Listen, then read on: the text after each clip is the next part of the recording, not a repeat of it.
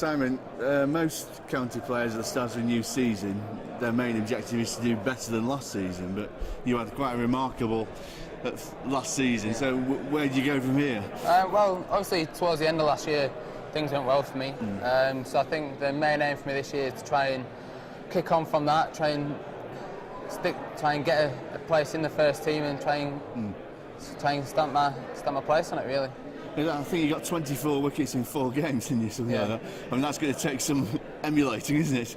Yeah, well, like I say, my main aim is just to try and get a place in the starting 11 and try and hold it for the season, and then hopefully perform there, I'll do okay.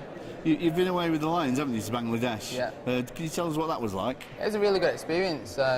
It's tough conditions, touring like that, so it's a good opportunity to see what it's like and see the challenges that you face. And it was all one-day cricket over there as well, which I haven't played too much of, so it made me think about a few things in my one-day game, and it was good developing that way. I'm guessing as a spinner, playing in Bangladesh is quite good conditions for you, isn't it?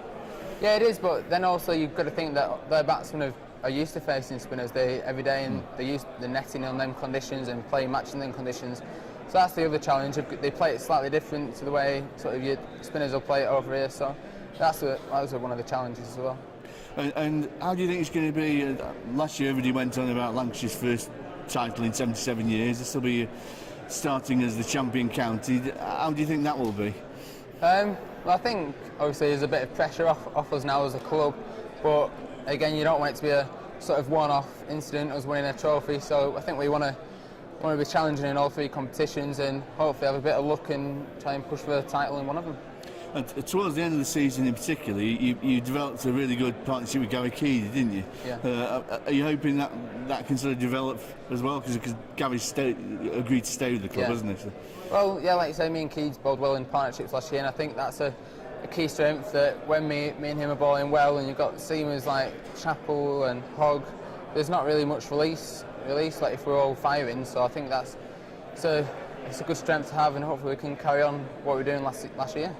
And do you, as a cricketer, some cricketers set targets, don't they, each year? Do you set yourself a target of number of wickets or anything like that? Not really wickets-wise, but I think just performances, trying to, like I said earlier, I'm just trying to get into the first team and perform well enough to stay in the first team. I think that's my main goal for the year.